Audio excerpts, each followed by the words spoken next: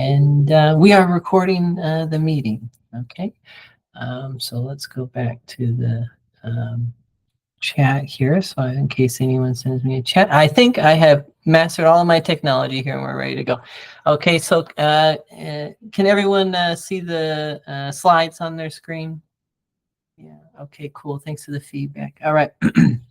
Well, gosh, again, I said it before, I'll say it again. I'm super thrilled and grateful to see y'all. And a lot of you are returning members. Y'all keep coming back to these meetings. So that's reinforcing and encouraging to me. I'm saying something, we're saying something and doing something here that's of value and functioning as a reinforcer. So this is our monthly meeting here. And I'll go ahead and hide this, advance the slide. And let's see here. In just a moment, everybody. Again, technology here. All right. So for those of you who are new to NASQN, I always review the mission and the vision. So our mission is to empower individual practicing behavior analysts everywhere with the resources and the connections they need to deliver the highest possible quality ABA services. So there's a real emphasis on building a real network and spanning across the country. And as thanks to Jeremy, asking where is everybody now and what time zone are you in? Are we in the East Coast, West Coast?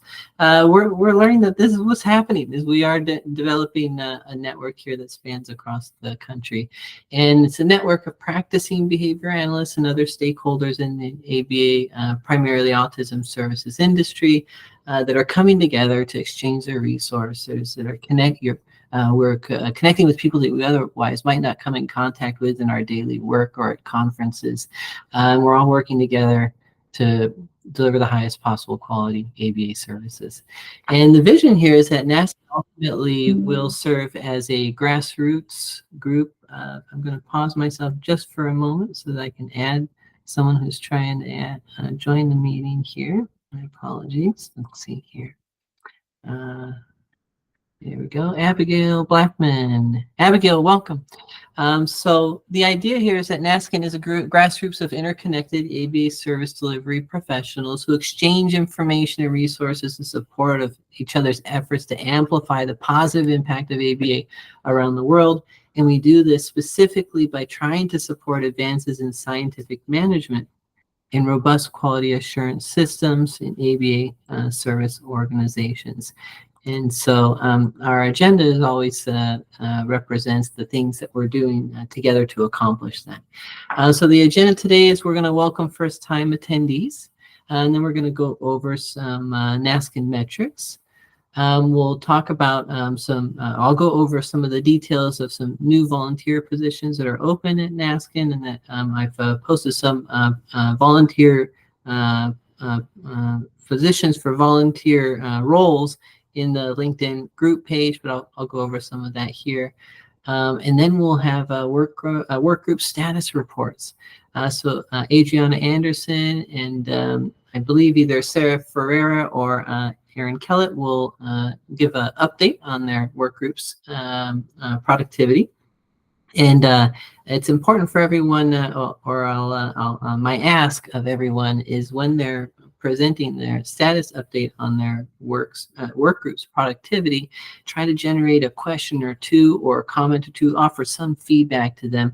The idea or the purpose of them presenting their progress to the group is that so NASQN members can, through cultural selection, perhaps exert influence over the types of products and resources that those work groups produce. And then I'll talk about, I'll open a discussion here about quality job postings. Jeremy and I are curious about jobs in the ABA industry that have quality in the title, and if perhaps we're curious about variability in the responsibilities of jobs with quality in the title, and if there's an opportunity for NASQN to meet a need in terms of talent acquisition. Then we'll give you a board of directors update and an update on call for papers, and also an update on the special behavior analysis in practice issue that we're trying to get off the ground. And then if we have time, I'll give you a closer look at my new book on quality control for behavior analysts, how to manage behavioral intervention quality in autism service settings, and then we'll wrap up. Adriana's work group addressing treatment plan quality is now midway through their journey. And so usually work groups will only present for about 5 minutes. We're going to create some additional space for Adriana to go more into detail if she decides to do that today. Okay. All right. So let's take a look here. All right, so if you are new to this monthly meeting, we like to create a little bit of space for you to introduce yourself. It's a voluntary basis. If you if you're shy or just prefer just to sit back in the background and listen in, that's totally cool. But we would love to learn about you and why you're here. So if you're new, this is the time to go ahead and unmute your microphone and if you'd like, share with us your name, your affiliation, one thing you hope to gain from network participation, and then one thing you think you might be able to contribute to network participation. In the meantime, while folks are listening in there, and they can scan the QR code on the left, if you have a resource that you've been meaning to share with the network that you think would benefit other behavior analysts in terms of quality assurance, quality control, quality improvement, etc., or you can scan the QR code on the right to download our ABA sort of quick start professional development checklist. It has a list of books and links to CEUs and other resources related to professional development and quality. Okay, so this is where I'll pause if anyone would like to introduce themselves. I'll go out first, Brian. I think this is my first meeting I've been able to attend, although I've been involved in NASQN a little bit since the beginning. But my name is Paul Doher. I work for Acorn Health. My job title is Director of Clinical Quality. And through participation, I really just want to learn. I mean, there's so many great things happening that I just probably don't know about. So I want to get to connect with people, figure out what people are doing, and then find ways I can replicate it. So really grateful that you have this opportunity for me, Brian. Oh, we're super glad to have you. Hi, I'm Kate Dalcour. I'm a Director of Clinical Quality for Helping Hands Family, and I've been following NASQN for a while. This is my first meeting, and for the same reasons, I'm just looking to collaborate with other professionals who want to continue disseminating quality services. Fantastic. Welcome, Kate. Hi, my name is Nia Flowers. Similar to the stories that have been shared, I'm here to see what I can learn, what's happening new in quality in ABA. I am a quality improvement coordinator for Hope Ridge, and really excited to continue to expand my knowledge, learning from you guys and us as a collective group. Fantastic. Thank you, Nia. I can jump in next. I am Mallory Fletcher. I am also in quality assurance, also for Hope Ridge. I am the quality assurance specialist. So kind of for the same reasons as everyone, just excited to, talk about different quality measures. That's a lot of what we're working on within our organization and just as a field. So excited to work with you all and kind of get to know what just other providers in the same area are doing for this. Cool. Welcome.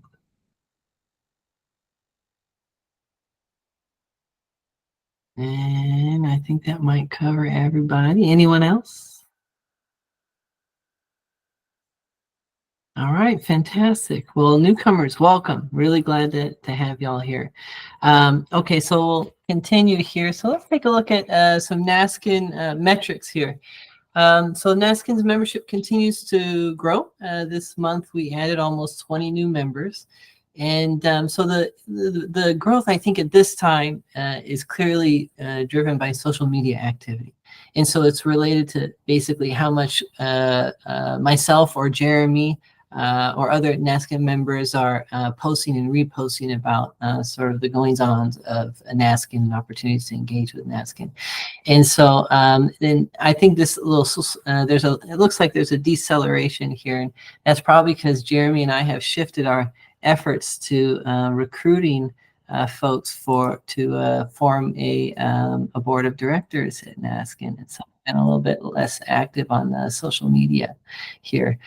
So if you're interested in helping other professionals in the ABA service industry sort of raise awareness of NASQN and make contact with it, one way to boost membership is just to share posts on social media such as LinkedIn. Okay, but encouraging to see this continues to grow. So here's another metric. These are resources. Y-axis is cumulative total, x-axis is month. And we have 3 primary resources that are of value to NASQN members at this time. The reference list is what I mentioned before. It was the QR code on the right side of your screen when we were welcoming newcomers. That is it's free to members, and it's an awesome list of organizations to be aware of, such as the American Society for Quality, and some other organizations that are focused on quality outside of our industry and within our industry.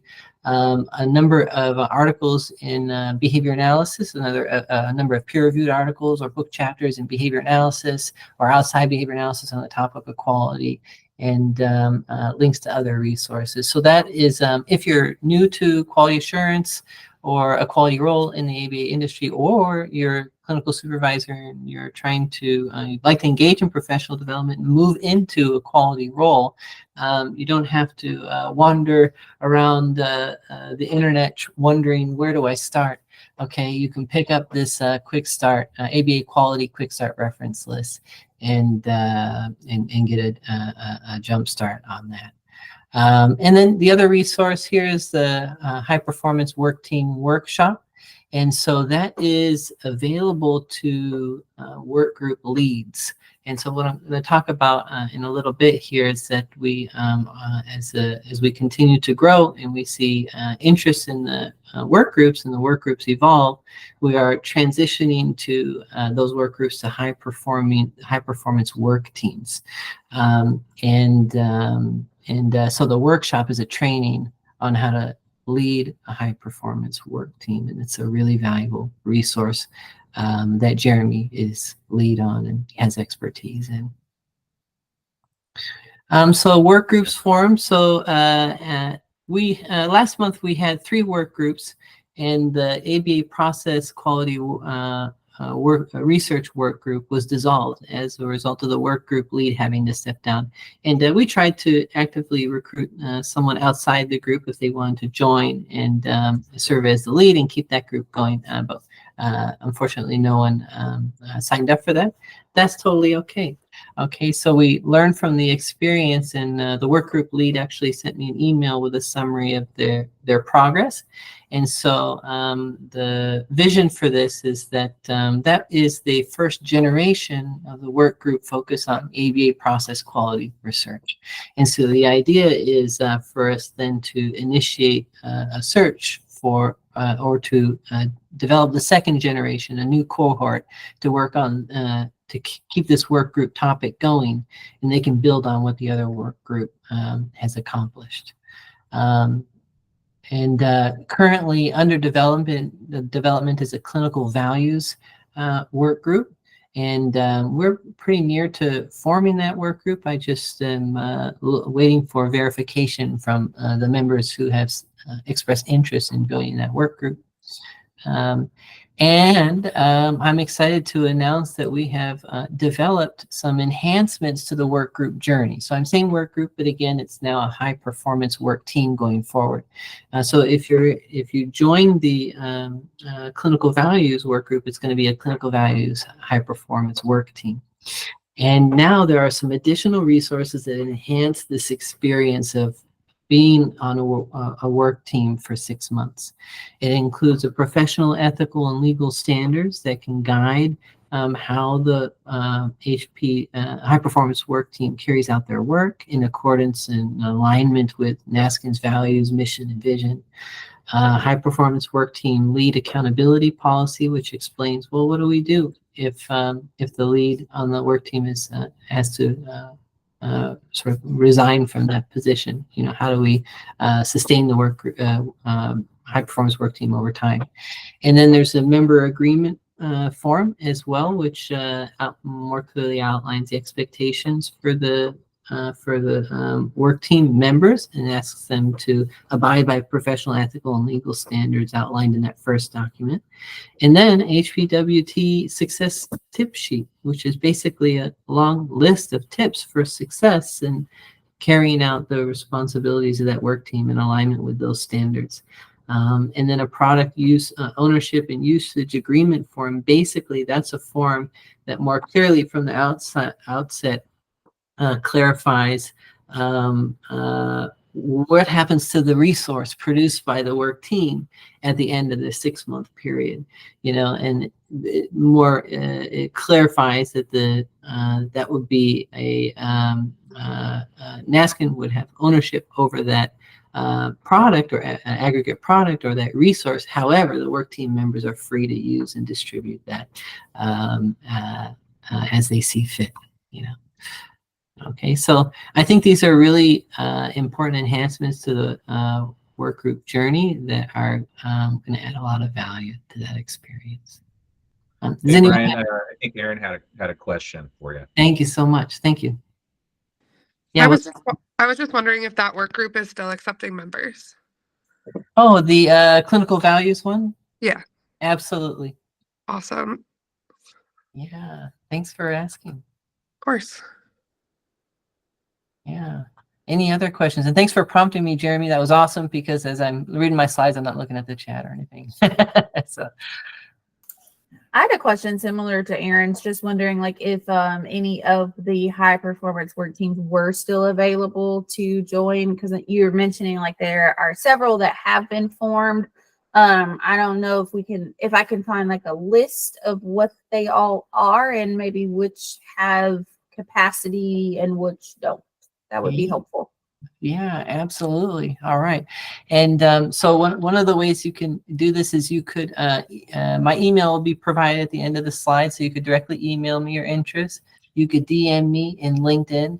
Either way, I'll send you a link to a form that you can complete that has a list of the different work groups that are currently open. And then you can just check boxes and indicate your interest there. Awesome. Thank you.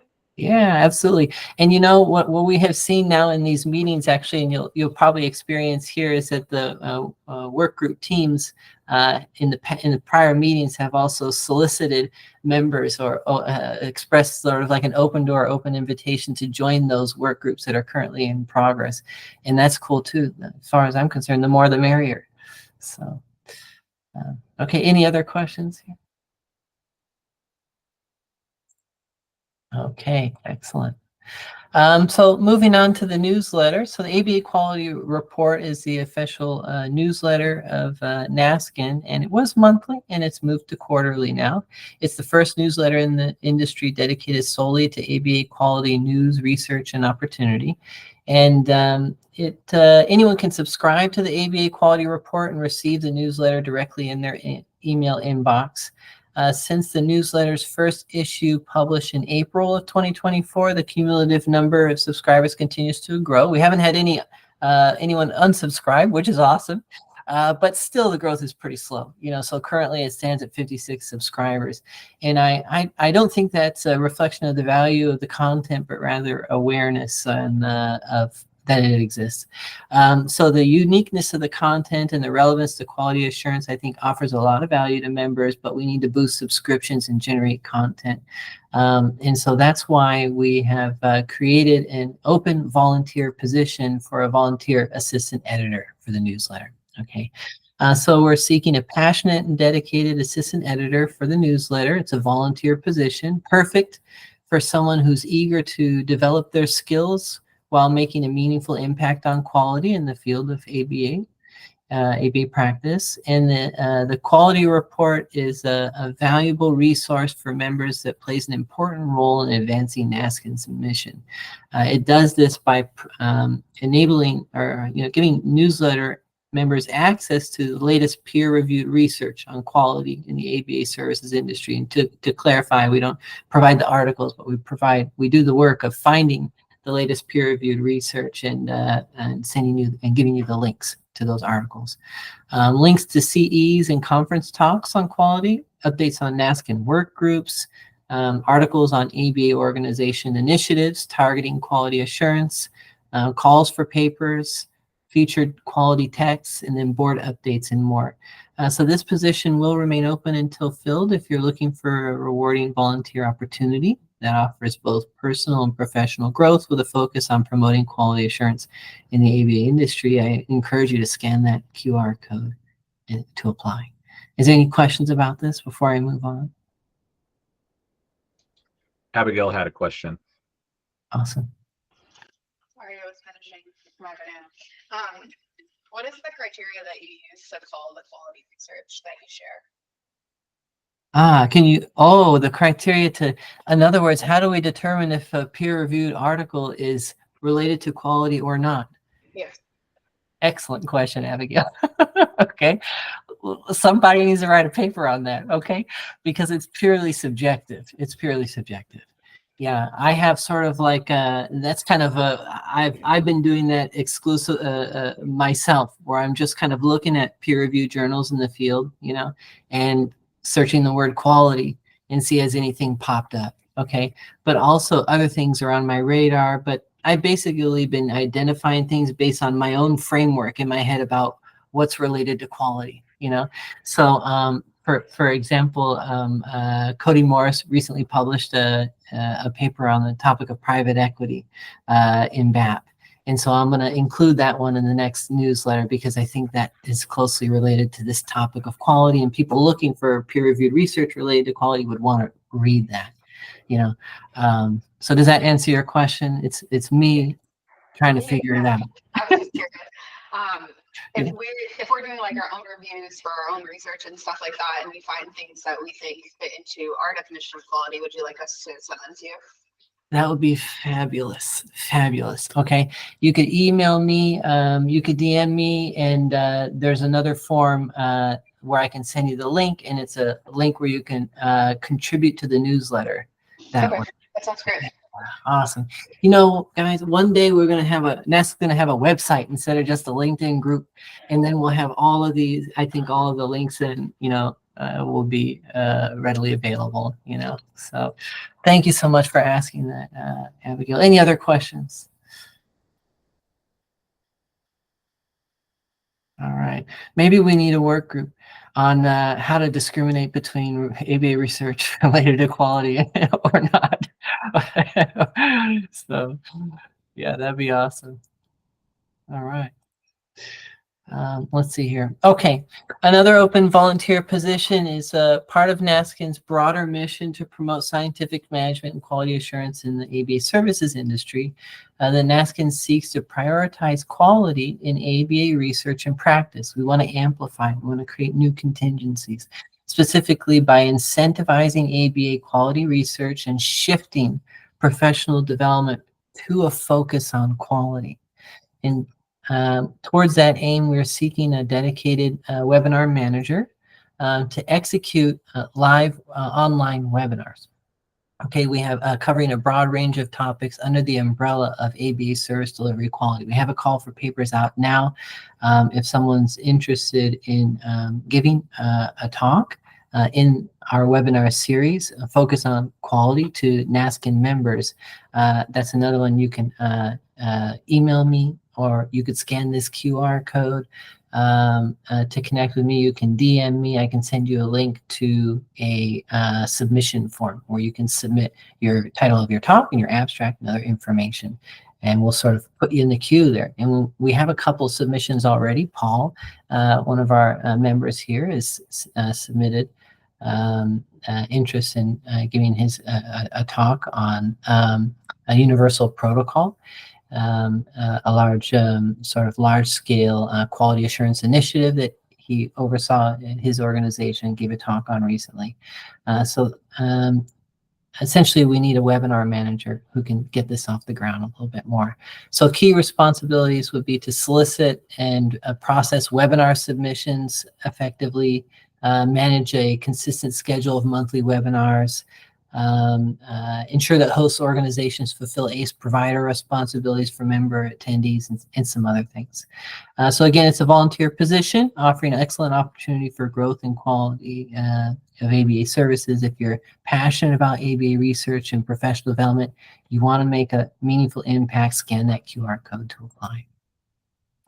Okay, so now on to work group updates. Like I said, we had 3, now we have 2 work groups. Treatment plan work groups in month 4, and the supervision work group is in month 2, and hopefully we'll have clinical values on the board next month. I talked about the clinical values opportunity there, so I'm just going to skip that slide, and I'm going to move on to our work group updates. So I'm pleased to introduce you to Adriana Anderson. She's the lead on the treatment plan quality work group. And I'm going to turn it over to Adriana. Okay, thank you. Sorry, I'm always like, where's the unmute button?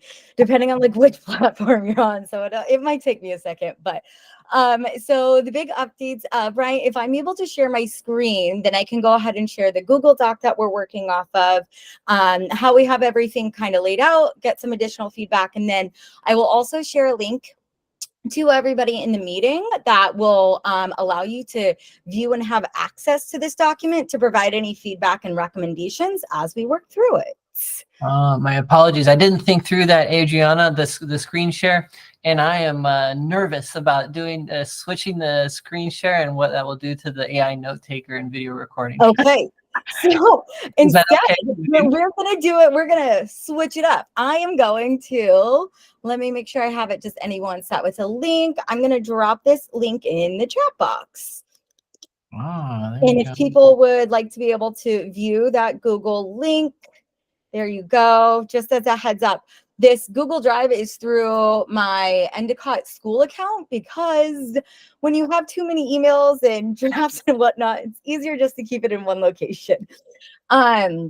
So at the top, you guys will be able to see our current update is in the month of July. We met as a group for those who were able to join, and we started drafting out all of the primary areas within treatment plans that us as both clinicians, right, starting out kind of working through some of those kinks, writing reports that are on our own. And supervisors have seen that BCBAs need additional support in. And through additional support, that also allows us to pinpoint some of those indicators that we can highlight and potentially train people on. So you'll see the content areas we talked about. In the middle of it, you'll see potential content areas, sub-content areas, and items to address. So for example, one of the things we've noticed is in relation to assessments, what are the barriers when there's a funder required assessment, but you feel that there's another assessment that may be more appropriate for the client? How do we navigate that? Even maybe not funder requirement, but how can we also work to incorporate some cultural considerations within these assessments? A great example of this one is the Vineland assessment. And this is less cultural consideration and more just general kind of technology updates. But one of the questions on the Vineland assessment is, can the individual pay with exact cash and change? I don't know about you, but most of us aren't carrying cash and change anymore, right? So inevitably, those questions might end up reducing someone's score in that content area on the Vineland, simply because these assessments aren't currently having the capacity to keep up with all of our times and how they are changing. So how can we have these conversations with parents, recognize some of these limitations, and provide those guidance? So any of the other areas, we have like general social validity, hugely important, not currently in treatment plans as much, but how can we at least include a brief intro to say, we talked with the client, we talked with the family to make sure all of these things were important, right? It's just a prompt, which is a reminder. And the more we include these prompts within it, the more you will actually start to sometimes see that natural behavior change without having to adjust some of those contingencies. Then on the right-hand column, you'll see the sign up, or the far right-hand is sign up. So these are the work group members who signed up to work on that section. We started creating sub-work groups for this. And so for the month of August, each person who signs up for that area domain is going to essentially create a sub-work group, and they're going to work through it either individually if they were the only one to do it, or as a group, just to make it a little bit more manageable, since this is a big thing to try to tackle right now. Then working through it together, the goal is for them to provide some suggestions and maybe initial guidance that we can then use as a resource and tool when training people, and even provide it to organizations. So some of these things can include a definition on the purpose of the content, some examples and non-examples, and the examples and non-examples are really supposed to be highlighting different ways that we can train people to also then, once they learn what a non-example looks like, they can look at their report and go, ooh, is my section an example or non-example? And it's an easier training tool. And also include links to outside resources. We're not trying to recreate the wheel. There's so much great content out there. And I'm sure within this group, everybody has a million amazing webinars or book suggestions. So even like with Bryant's book, his on treatment integrity, that would be something we're going to include in the data collection section, because one of the first things you do when you notice variability in the data is we should be collecting treatment integrity and IOA. And how can we do that in an effective and efficient manner? So that's the goal, is really to start with just providing links and resources to currently created content. And through doing that, we might be able to see, ooh, we don't actually have a lot of CE content on this one area. And maybe that could be a future opportunity for this group to then create some of that content as well. And then even integrity checklists that people can use to ensure that their treatment plan includes a lot of these quality indicators, etc. So any additional ideas, we're letting kind of the sub work groups, as they go through it, come up with some additional ideas. Then each of the group is going to have their content ready before mid-September. We're going to each provide feedback on it. We will also, for the month of September, include a link to that folder with each of those drafts for everybody in the entire group to provide content feedback on as well, because we really want to make sure that this is like a self kind of fulfilling process, that it's meeting everybody's needs, not just, our work groups. And then we will then be working through making those edits for the month of October, and hopefully have a fully formalized permanent product ready to be included within the resource section. So those are our goals right now. And then at the very bottom, we do have some content or suggestions for future work groups, that these were ideas we had talked about, but again, just in relation to feasibility, time management with everybody, the decision was to go through working through kind of more focusing on the writing of the quality of the treatment plan, since that's a little bit more active. But future iterations of this work group, some ideas we're looking at, can we develop a survey on treatment plans, really kind of try to understand what's going on with this? Why are people getting funder denials? What are those funder denials? How are they working through that, right? And then we can utilize this information to provide some guidance, not only on writing those quality treatment plans, but how can we train people when they are getting those funder denials, maybe some of those newer BCBAs or newer companies, and providing them with those resources as well. And then also just considering additional client and caregiver considerations, neurodiverse supporting language, really making sure that we are being responsive to the communities that we serve as much as possible, while balancing their needs while also the funder needs, which is a fun balance we're finding out. And then there are some sections that you will see in the above that don't have names there. So that just means no one signed up for it. So our goal is going to be to focus on the sections that people have signed up for. And then if no one signs up for that group, then that could be a future goal or plan for it as well. And then just to look at reviewing guidance for the current section and developing some training procedures on it, focusing on instructional design strategies, primarily personalized instructions, since it doesn't require someone to be there, or even looking at strategies for large group instruction, utilizing those same instructional design strategies, examples, not examples, really working through it and following a lot of the Mager content as well. And then even just tips and guidance for organizations that and how they can develop tools to review that treatment plan quality, right? Because not only we know from treatment integrity, right? Just because we write the instruction doesn't mean it's always implemented with fidelity. And one of the reasons why that could be is we don't always have those consequences where there is that feedback part of it as well. So how can we do that in an effective and efficient manner for people and at least get them started on that process? So that is our update. Feel free to add any comments onto this. As well, suggestions, things to consider. Again, these are just rough notes that we started with when we first were drafting it out and everybody was like yelling out ideas last month. But if you have any additional suggestions, please let us know. If from where you're at, you feel like you have capacity to support with one of these sections, I know we are working towards the end, but reach out and we will take any resources that you also think would be beneficial for that as well.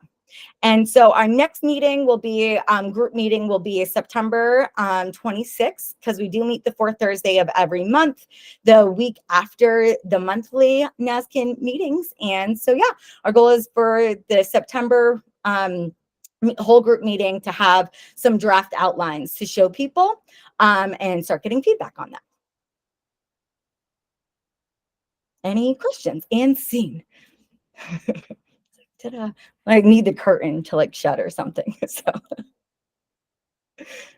I realized I was on mute before there are questions. I just wanted to seriously applaud you for being flexible here, and even though I wasn't able to screen share this screen share with you. So fantastic, Adriana. All right. makes it work. And two things really stood out to me about what you're doing. Okay, that I'm super excited about. I think you listed a whole bunch of different spin-offs of what your group is doing that the next generation of work teams at this point could take. I could see 5 or 10 different high performance work teams that are all spin-offs from this, which is thrilling, because you're creating opportunities for people that didn't exist before on this topic. And the other thing I thought was really cool is it sounds like y'all are really narrowing down to something that will, an actual tool that folks could use to, let's say, that could be helpful in aligning trends in potential best practices, or even future potential best practices in evaluating treatment plan components, what's in there, and in terms of in aligning treatment plans with all the stakeholders and so forth. So those are just things that came to my mind that I'm excited about when I heard you talking. And so now I'll open up the floor if anyone had any questions or comments as well. Yeah, and just what you mentioned too, like we're kind of noticing within the first time the work group or high performance work group is formed, it's a lot about just throwing out ideas and seeing what's feasible and kind of even setting it up for the next one. So realizing, like we don't need to do it all. Let's create one little thing and try to come up with other ideas. That could be like a good goal for like an initial formation of a work group. So it makes it a little bit more feasible too. Fantastic. I see Nia has a question here about the links for documents when you officially join the work group. Let's see here. Nia, if you don't mind emailing me or DMing me, I can walk you through all the details there. Okay, cool. All right. Brian, I had a question. First and foremost, this is excellent and very, very detailed and awesome that it's all coming to fruition. One of the questions I was wondering about is have we thought about, in terms of general social validity, putting together a caregiver survey for the after the actual evaluation or the assessment was provided, just to get their perspective, if it met their needs and if they felt it was quality as well. That is a great idea. We can add that on, because that's even one thing too that I think would be interesting to explore further from a social validity and assessment perspective, is as clients are in services for longer periods of time, how the caregiver feels about completing those. Because I've had a lot of caregivers who are like, I hate completing this because it's just another time that I am reminded my child's not riding a bike, my child's not doing this. And so I think that's a really great idea. Okay, let me add it in. We got about another minute here for questions and comments.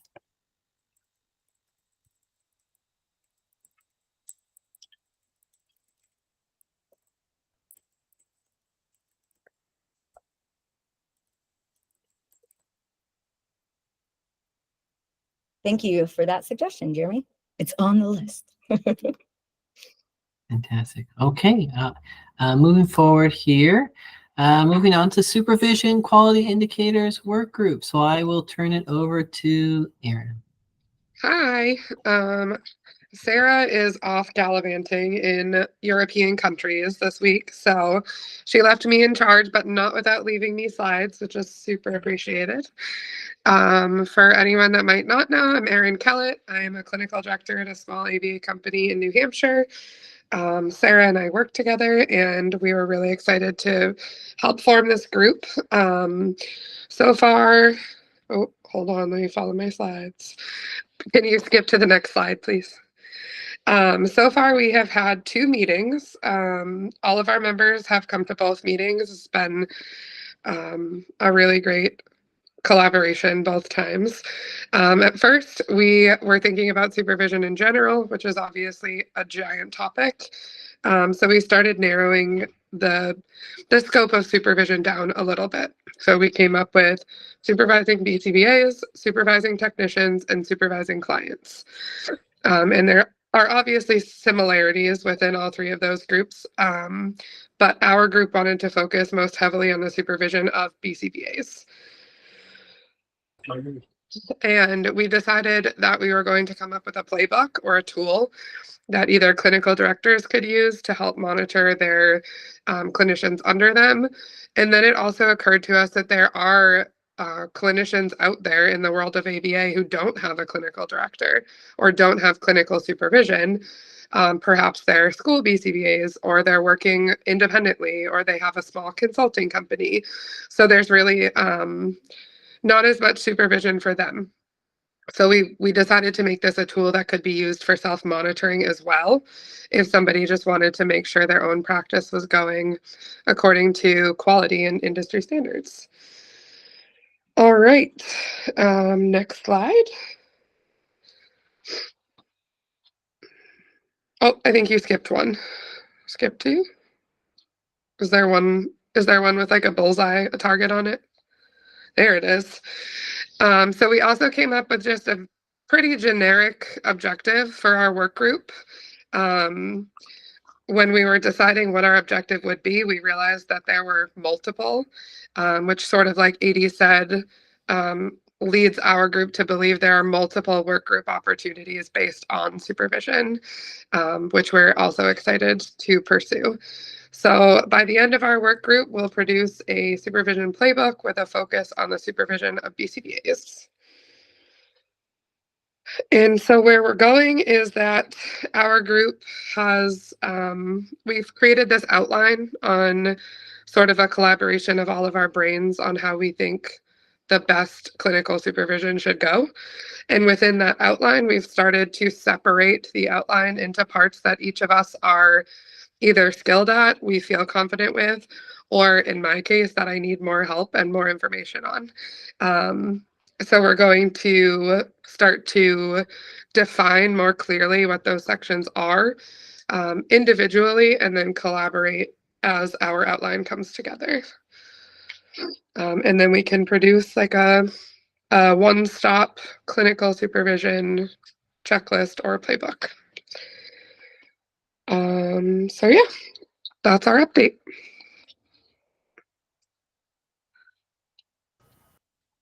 Yay, fantastic. Yeah, and it looks like you were saying, you've identified a couple of directions, yeah, that the next generation of the supervision work group could go, could tackle. So that's awesome. Good to see your group is already narrowing down, and and you have a very concrete goal in mind. We're going to do a playbook, and if we bit off more than we could chew, maybe it's a checklist, and that's perfectly fine. You know. Yeah. It's all about delivering something. It's passing the baton. You know, it's delivering something of value, reflecting all your hard work that someone else can either apply or build on and take and run with. So cool. We got about a minute or 2 here for questions. Anyone have a question, comment, feedback for Erin? I just have a comment. I love that the focus is on supervision of BCBAs. There's so much already in the literature and books and all of that around supervision of RBTs, and it can be hard to find good resources around supervising BCBAs. And the organization that I work at, we only employ BCBAs. So I'll be really interested to see what comes out of your work group. Awesome. Yeah, I second that. I've for a long time, I've always, admired some of the tertiary type environments and hospitals where we have doctors that are in a teaching hospital that are learning and strengthening their skill sets. And I always thought that if we could adopt that model within a lot of our organizations, that our BCBAs would, be stronger with their skill sets as well. And so, yeah, this is really exciting to see this come together. Yeah.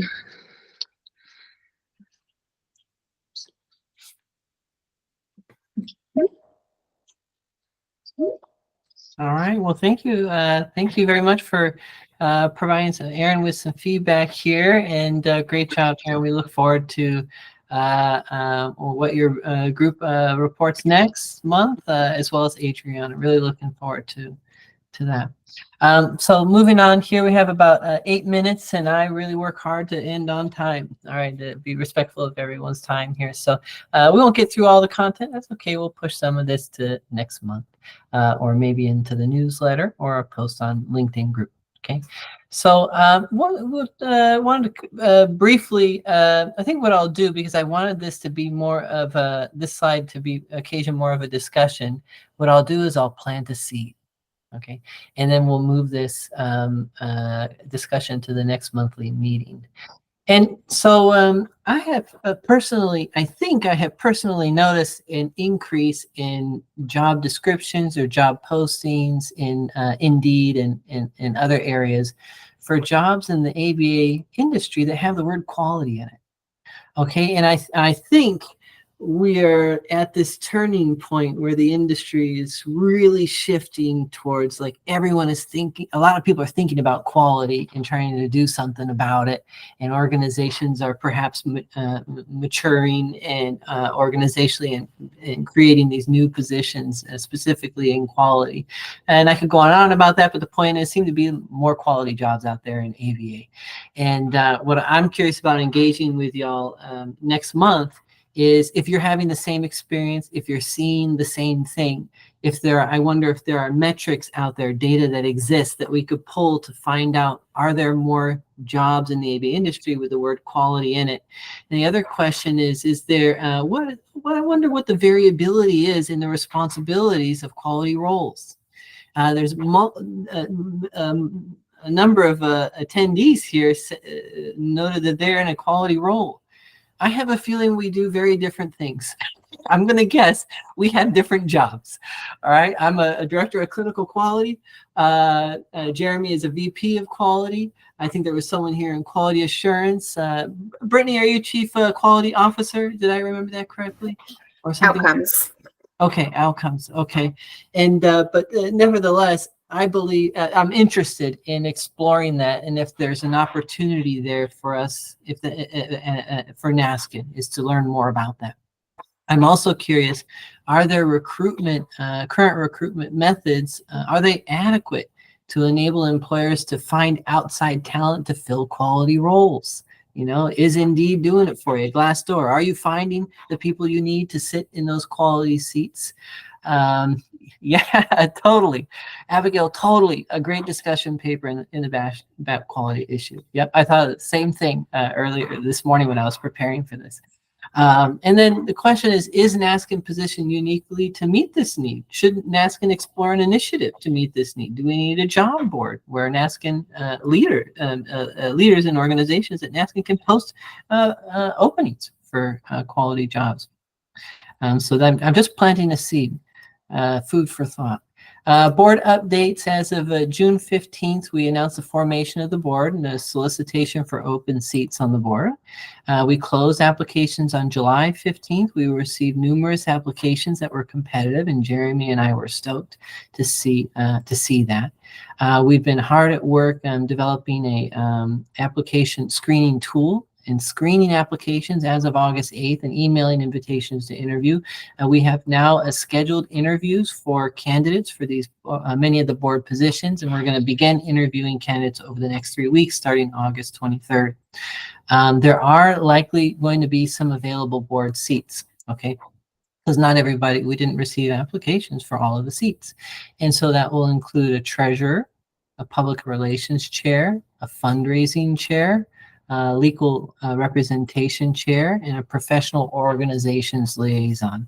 In the interest of time here, I'm going to skip going into detail about what the roles or responsibilities would be of these chairs, but I will encourage you to please keep your eyes open for a second round of solicitations for board members, because we do want to fill these seats ultimately. So NASQN is in the process of becoming a nonprofit organization in Texas. So we'll incorporate into a 503c6 nonprofit corporation by the end of 2024. That's our sort of a general unofficial goal there, the unofficial timeline. And Jeremy and basically are just going to work as hard as we can to get this done. So I'm going to serve as the president and CEO of the nonprofit, and Jeremy is positioned to serve as the vice president and chief operations officer. So we have drafted the bylaws, and so it's expected that those bylaws will be completed and submitted when we form the nonprofit. And so that's an update on the formation of the board. Okay. Let's see here. Secondly, we are still soliciting submissions for webinar presentations. So if you have a talk on the topic of quality, 18 minutes, 25 minutes, or 50 minutes, you're seeing the information on your slide, on the slide there about what information you would need to enter into the form if you want to, if you're interested in submitting. So you can scan that QR code right now if you like to enter your submission to give a webinar talk on the topic of quality. Okay. You can also email me or DM me. Special issue on quality. I'm pleased to announce that David Cox has joined Cody Morris and myself as a co-AE or on a special issue in the behavior analysis and practice proposal. Okay, so we are working on a proposal to initiate a special issue in BAP on the topic of quality. And if you are interested in supporting this initiative, it would strengthen our proposal to the editor-in-chief if we have a growing list of researchers who communicate their intention to submit an article for that, a manuscript for that special issue. Okay, so that's something, again, you can email me or DM me. My book came out as of yesterday, so if you or your colleagues are interested in a very practical model for controlling the quality of your behavioral interventions in practice on an everyday basis, I love all the confetti here. This is great. You can pick up this book for $15 on Kindle on Amazon. Okay. I was going to go into that, and I had a lot of fun stuff to say, but we're out of time. It's 11:59. So I am going to leave you with our next meeting, which is September 19th at 11 a.m. Central Daylight Time. You can access the meeting link at NASQN LinkedIn group page as usual. Any interesting takeaways from this meeting, you please share on LinkedIn with hashtag NASQN or on other social media outlets. And if you're watching this on YouTube and you're not a member of NASQN, you can scan this QR code to join our LinkedIn group, and it's free. Okay. That's it, everybody. So I'm going to go ahead and I am going to stop recording. And thank you all so much for showing up to this meeting, for continuing to come to this meeting, to the work group leads for all their incredible work generating what will be novel resources to support quality and ABA service delivery. It's going to be fantastic. And newcomers, thank you for joining us. It was great to have you. Hope to see you next time. I guess on YouTube, what they say is don't forget to click and subscribe. All right. Y'all have a great day. Thanks, Thanks, Brian. Brian. Bye.